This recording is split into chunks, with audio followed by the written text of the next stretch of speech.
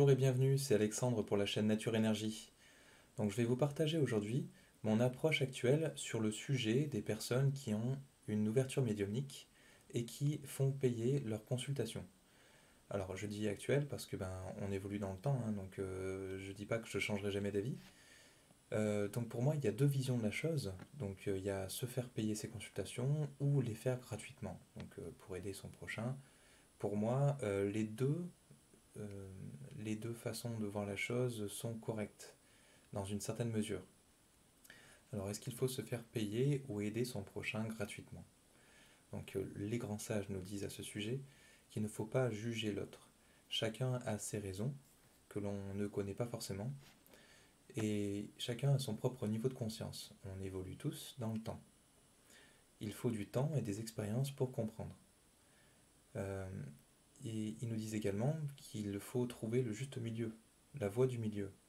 Être dans les extrêmes n'est pas favorable aux uns et aux autres. Il faut comprendre que aussi l'argent est une énergie. Si je prends un exemple un petit peu extrême, si quelqu'un donne toute son énergie, que ça peut être son argent ou tout ce qu'il a de mieux en lui, sans rien avoir jamais en retour, au bout d'un moment, quand il n'en aura plus, il va aller très mal et il ne pourra plus rien donner et il va même être en détresse et il aura besoin à son tour d'aide. Donc à la base, lorsqu'on va s'incarner, on aura une mission d'âme qu'on aura choisie. Le fait d'avoir des talents médiumniques sera donc compris, entendu et sera une mission donc pour aider son prochain potentiellement. Ça peut être également pour avoir une vision un peu plus large et comprendre que l'invisible existe, donc qu'il y a notamment une vie après la mort. Un médium, un magnétiseur, un passeur d'âme, ces personnes-là ont donc des ouvertures médiumniques qui peuvent permettre d'aider son prochain. Ce sont aujourd'hui des personnes qui sont particulières et souvent qui sont assez rares ou peu connues. Donc on ne connaît pas beaucoup de personnes ou non plus ses capacités, ou alors quand ces capacités sont présentes, on a tendance à les cacher parce que notre société moderne a tendance à les rejeter. C'est un petit peu lié, j'imagine, à la chasse aux sorcières et, et aussi à la rationalité qu'on voit un petit peu partout, notre modèle de société. Et puis également pas mal d'usurpateurs qui se font passer notamment pour des personnes ayant des talents médiumniques et qui ont tendance à abîmer un petit peu cette image de ces professions ou en tout cas de ces personnes qui ont ces ouvertures. Donc il est à mon sens important de donner de la visibilité. Alors pour que chacun puisse profiter de ses talents subtils, il est important que tout le monde soit au courant que ces capacités médiumniques ou autres existent, qui puissent en faire cette expérience, qu'à mes yeux, il est important de donner de la visibilité à ces personnes qui ont des talents médiumniques, des ouvertures, qui peuvent potentiellement aider les autres. Ceci pour désengorger les personnes qui sont très connues, parce que ces personnes qui sont très connues, elles ont un planning sur presque 6 mois, 9 mois, 1 an. Donc les personnes qui sont dans la détresse et qui ont besoin d'une consultation immédiate, qui sont dans une souffrance et qui sont à deux doigts de faire un acte sur lequel ils ne pourront pas revenir en arrière, on va dire, eh bien ce sera trop tard pour elles. Donc c'est pour ça que c'est important que toutes les personnes qui ont des capacités puissent être connues au moins un minimum pour qu'elles puissent œuvrer et qu'elles puissent répondre à leur mission d'âme. Donc ça, c'est dans l'objectif, bien sûr, d'aider plus de personnes et de faire connaître également donc, les capacités de ces personnes-là aux personnes de leur entourage ou les personnes qui vont pouvoir les consulter pour montrer que déjà ça puisse exister et qu'on peut compter potentiellement sur elles en cas de problème. Si une personne a des capacités médiumniques ou en tout cas des ouvertures et qu'elle ne fait pas payer, que ce n'est pas son métier tout simplement, lorsqu'elle va commencer à être connue et à être très sollicitée, alors soit elle va refuser d'aider certaines personnes parce que elle ne pourra plus les aider, soit parce que elle n'aura plus de temps dans son emploi du temps, vu qu'elle a un métier à côté et qu'elle a potentiellement une vie bien remplie également. Soit ça peut être également parce que cette personne-là va donner trop de son temps, aura à cœur sa mission d'âme justement et cet appel du cœur qui vont la pousser à donner tout ce qu'elle a. Donc à un moment donné, c'est cette personne-là qui va être épuisée et qui ne pourra plus assurer cette fonction, en tout cas ce rôle. Soit en fait la personne va choisir de renvoyer vers d'autres personnes qu'elle connaît, alors sachant qu'on ne connaît jamais les personnes à 100%, donc on va estimer que la personne en face pourra potentiellement l'aider si elle est disponible, soit elle décide d'en faire sa profession, cette personne, pour être plus disponible et avoir plus de potentiel d'aider les gens. Donc je connais des personnes qui ont des talents médiumniques, ou des ouvertures en tout cas, qui sont très impressionnantes. Elles peuvent potentiellement aider les gens avec leurs capacités, et c'est assez étonnant, leur talent. Donc le fait de ne pas vouloir aider le plus grand nombre en ne souhaitant pas en faire leur métier, je trouve ça personnellement dommage de limiter du coup leur champ d'action euh, par le fait de ne pas vouloir demander de somme d'argent, parce que du coup ce sont autant de personnes qui ne pourront pas bénéficier de ces soins. Mais je trouve également dommage pour ces personnes qu'elles demandent des sommes d'argent très importantes, en contrepartie en tout cas. Parce que du coup, ça va défavoriser et ça va laisser sur le côté des personnes qui sont dans le besoin ou qui ont des problèmes financiers. Certaines personnes peuvent être dans la détresse, suffisamment dans la détresse pour être dans des dépressions profondes, ne plus savoir quoi faire et, et ne plus avoir d'argent également. Ça peut être en lien aussi, hein. Donc le fait de mettre un prix exorbitant à des prestations coupe un petit peu la possibilité à ces personnes-là d'accéder à ces services. Alors je sais bien que derrière il y a des taxes, des impôts, etc. Quand on donne une somme d'argent à un professionnel comme ça, il aura tellement de charges patronales, salariales, etc. que au final le pouvoir d'achat derrière sera peut-être de 20% par rapport à ce qu'on va donner à la personne. Donc c'est vrai qu'il y a une part qui n'est pas négligeable et qui est liée au fait que voilà, on soit très chargé aujourd'hui dans nos sociétés actuelles. Alors je vous partage une expérience qui a eu une médium très connue et que je connais, alors pas personnellement, mais que voilà, je suis en tout cas, qui s'appelle Christine André.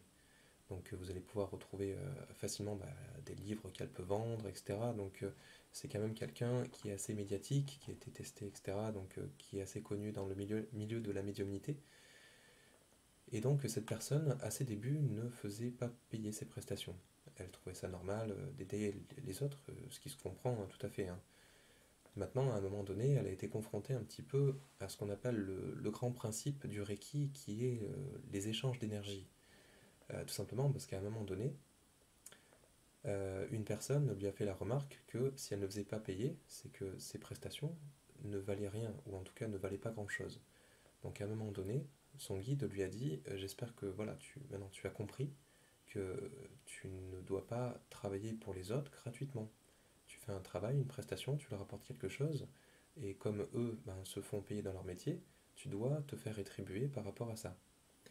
Donc c'est un petit peu un des grands principes du Reiki. Si une personne ne fait aucun effort pour aller mieux, en tout cas pour payer une prestation, effectivement pour elle, derrière, il n'y a pas vraiment de valeur. Elle ne s'est pas du tout investie personnellement pour aller mieux, parce qu'elle dépend de quelqu'un d'autre pour ceci. Donc quelque part, il n'y aura pas de processus de guérison qui va pouvoir s'enclencher pour aller mieux, parce que cette personne n'aura pas vraiment fait d'effort. Une fois la consultation terminée, elle se sera dit, je n'ai pas fait d'effort, je n'ai rien donné, rien payé, donc quelque part, elle ne va pas se dire que il va falloir enclencher un processus d'auto-guérison, quelque part, pour avoir le retour sur le petit investissement qu'elle a pu faire. Alors après, il y a aussi un principe d'équivalence qui va derrière, c'est-à-dire que une personne qui est riche, je veux dire, je prends un exemple, hein, qui est potentiellement millionnaire, si elle met 50 euros dans une prestation, pour elle, ce sera pas grand-chose, donc ce sera pas vraiment un investissement d'énergie. Sauf si la personne, bien sûr, est près de ses sous, hein, mais euh, a contrario, une personne qui est pauvre, qui n'a pas grand-chose, si elle doit mettre 20 euros dans une prestation, ça va être beaucoup pour elle. Donc si elle investit 20 euros, elle va vraiment vouloir avoir un retour et donc ne pas avoir consulté pour rien et potentiellement enclencher ce fameux processus d'auto-guérison. Parce qu'il faut savoir que pour tout ce qui est soins, il y a une partie du travail qui peut être amenée par le thérapeute ou en tout cas la personne qui va vous accompagner lors de ces soins, de ces séances. Mais derrière, le gros du travail, ça va être un travail sur vous. vous avez amené des problématiques sur vous, et souvent ce sont des choses qui vont continuer derrière après un soin, on aura un mieux temporaire. Maintenant, si vous n'avez fait aucun investissement sur vous-même et que vous n'allez pas travailler sur vous-même, vous n'allez pas pouvoir enclencher un processus de guérison durable. Donc c'est pour cela que le fait d'investir une somme ou alors de s'engager, sinon pour ceux qui n'ont pas les moyens, à faire quelque chose à leur niveau quand ils le pourront, ça va permettre ça va vous permettre de vous engager vers votre propre guérison. Et c'est très important et c'est très positif. Alors j'ai un ami à moi qui expliquait en fait, parce que du coup il a certains talents médiumniques, que il faut voilà, se faire payer lorsqu'on a ce type de talent. Après bon, c'est sa vision, hein. Parce que voilà, on a tous des talents, on a tous un métier et on exploite tous nos propres talents.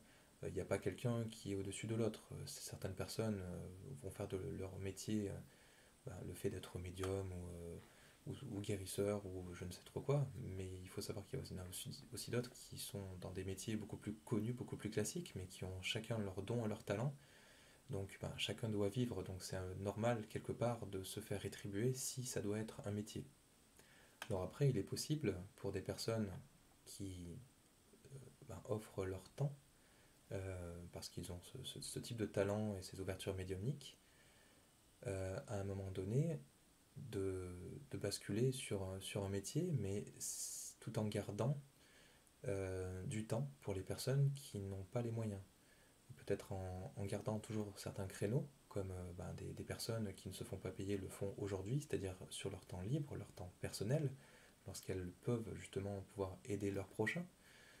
Euh, Parce que si par exemple ces personnes-là sont trop sollicitées pour ce genre d'action, pour aider leurs prochains, et d'aider les gens en dehors de leur travail, sur un job à part entière, va leur permettre d'aider des gens à longueur de journée, des personnes qui ont potentiellement les moyens de payer cette séance, de se sentir, on va dire, quitte lorsqu'elles vont pouvoir donner quelque chose, une compensation financière ou peut-être autre chose, hein, je ne sais pas, suivant la personne. Et ça n'empêche pas d'avoir toujours du temps pour des personnes qui n'ont pas les moyens. Ou si les personnes qui n'ont pas les moyens, il ne faut pas hésiter à demander et expliquer sa situation à des médiums ou des personnes dont vous avez besoin d'aide. Parce que ces personnes-là vont peut-être pas forcément oser, mais il y a des personnes qui le font savoir publiquement, qu'elles peuvent aider les gens sur leur temps libre. Je prends l'exemple d'un médium qui est assez connu, qui s'appelle Eric Bachelard. Cette personne fait régulièrement des temps d'échange tout au long de la semaine, des contacts médiumniques, etc., qui sont gratuits. Mais c'est depuis longtemps qu'ils le font.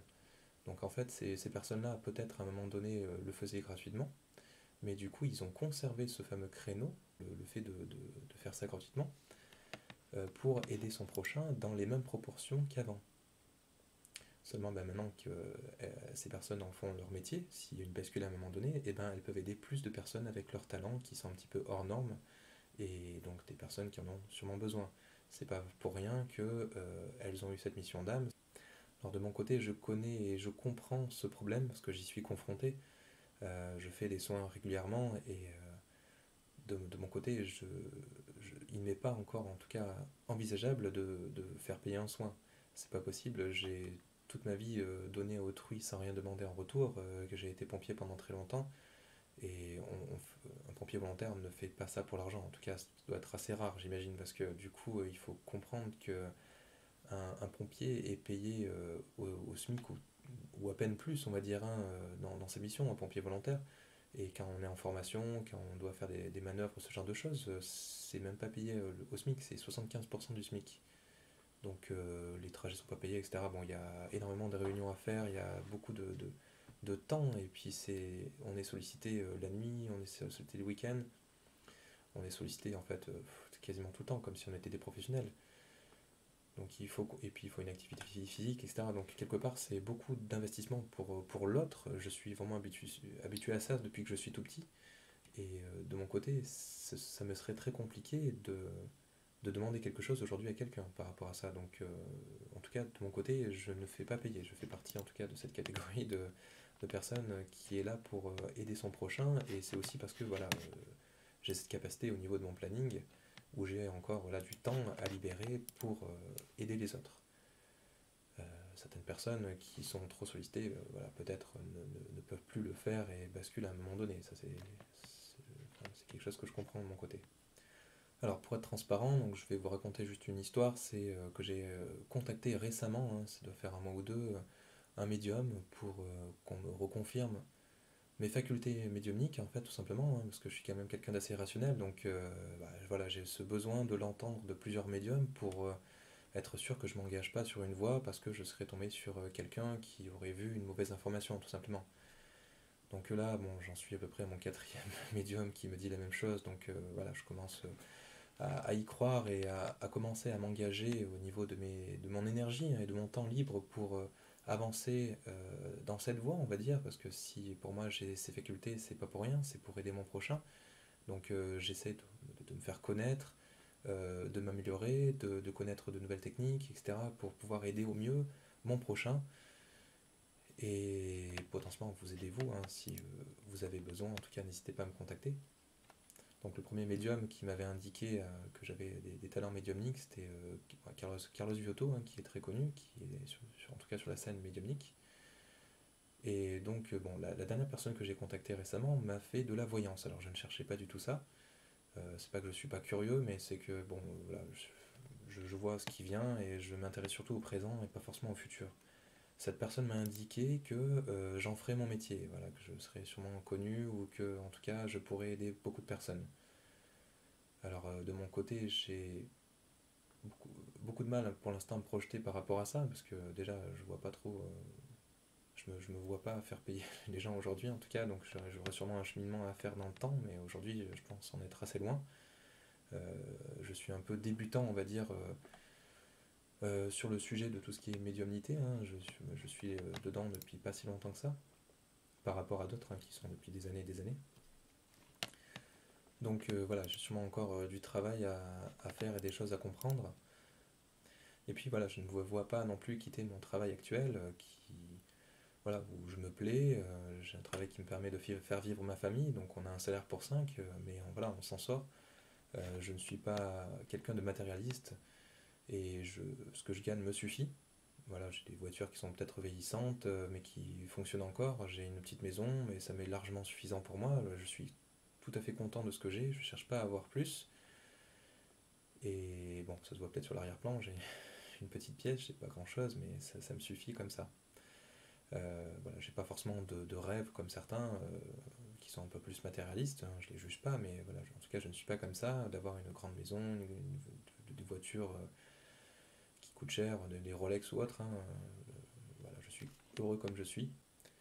Avec ce qui me reste, je fais des dons réguliers à des enfants qui sont à Madagascar, donc des enfants qui sont quand même dans une certaine détresse parce qu'ils sont dans des familles pauvres. Donc dans un pays pauvre, des familles pauvres, forcément, ils sont, voilà, dans des situations qui ne sont pas forcément viables, on va dire. Il y a certains enfants que j'aide n'ont jamais eu de jouets, hein, tout simplement. Et ce sont des enfants qui ont une éducation et une scolarité qui sont compromises parce qu'ils n'ont pas assez d'argent dans leur famille. Donc bon, pour ceux qui sont intéressés, c'est l'association Cœur et Conscience. Donc aujourd'hui, c'est aussi pour ça que je fais ces vidéos, c'est que je cherche à être un peu plus connu pour remplir cette mission d'âme, car le fait d'avoir ce type de capacité, pour moi, n'est pas le fruit du hasard. Donc c'est un grand honneur, hein, de pouvoir aider son prochain, et c'est aussi pour moi une charge parce que ben voilà, on connaît, enfin la plupart, l'expression a de grands pouvoirs, de grandes responsabilités, et je le prends un petit peu comme ça, c'est-à-dire que si on nous offre la capacité d'aider son prochain, c'est justement pour l'aider. Alors j'ai un travail à côté, hein, donc j'ai aussi des enfants en bas âge, donc il faut que j'assure mon travail, ma vie de famille, etc. Donc j'ai pas non plus énormément de temps libre, mais j'ai également un appel du cœur qui me dit d'aller aider mon prochain et d'aller plus vers les autres pour les aider. Donc ben, je remercie du fond du cœur Carlos Giotto, hein, qui me permet d'aider, parce que voilà, je peux l'aider à aider quelque part. Donc c'est pour moi, Carlos, quelqu'un que j'aime beaucoup. C'est un enseignant spirituel qui est vraiment dans l'amour de l'autre. Donc voilà, je le prends un peu comme un exemple. Donc aujourd'hui, j'ai un travail et ma situation actuelle, voilà, je suis heureux comme ceci, je n'ai pas du tout besoin de faire payer mes consultations, et quelque part, ben, ça me rend aussi heureux. Donc si vraiment je devais en faire un métier un jour, je pense que je laisserai de toute façon toujours la porte ouverte à ceux qui en ont besoin, sur des créneaux particuliers, comme je le fais aujourd'hui, donc ça ne changera absolument rien dans tous les cas, et sans rien leur demander en retour, hein, pour que eh ben, ceux qui n'ont pas les moyens financiers puissent de toute façon être aidés. Donc la seule chose que je dis aux différentes personnes que j'aide, et c'est aussi un conseil pour elles, hein, c'est de bien vouloir redonner un petit peu de la lumière qu'elles ont reçue au travers de cette aide des personnes qui leur viennent en aide, hein. Ça peut être Carlos Giotto, ça peut être les autres personnes qui les aident gratuitement, selon leurs capacités, selon leurs possibilités, lorsqu'elles iront mieux, n'importe quoi. C'est lorsque elles ressentiront que ce sera le bon moment, tout simplement, voilà, pour avoir un certain engagement énergétique, pour aider l'autre et préparer le fameux processus de guérison dont chacun a besoin pour se motiver et pour aller mieux, pour vraiment qu'on sente qu'on va vers le mieux et qu'on fait la démarche d'aller mieux. C'est un petit peu comme dans une salle d'attente chez le médecin, lorsqu'on est dans la salle d'attente, ça va déjà mieux. Donc on vit l'instant présent, c'est la chose la plus importante pour rester dans ce monde de matière, donc avoir bien les pieds sur terre. Donc il faut être aligné avec soi-même pour être aligné avec les autres. Donc voici ma façon de penser, hein, je vous la livre aujourd'hui. Je respecte le choix de tous les médiums, hein, donc par rapport à leur choix de faire payer ou non leur consultation sans aucun jugement et avec amour pour qu'ils trouvent ben, la meilleure solution pour tous, hein, pour eux et pour les autres. Alors je ne me permettrai pas de juger les autres et je resterai toujours dans un profond respect pour les autres, tout simplement parce qu'on est des humains incarnés, donc on est forcément très limité. Donc voilà, on ne sait pas tout, il y a beaucoup de choses qu'on a oubliées, on fait ce qu'on peut, mais on essaie de faire du mieux qu'on peut par rapport à ce qu'on sait de la vie et par rapport à nos capacités actuelles et notre cheminement d'évolution personnelle. Donc on ne connaît pas le plan divin et on ne peut pas juger ni comprendre tous les tenants et aboutissants pour moi. Donc tout a une raison d'être. Voilà, donc merci pour votre écoute et merci de nous laisser un pouce pour nous soutenir et vous abonner si vous êtes intéressé et d'être informé de nos prochaines vidéos. Merci à tous.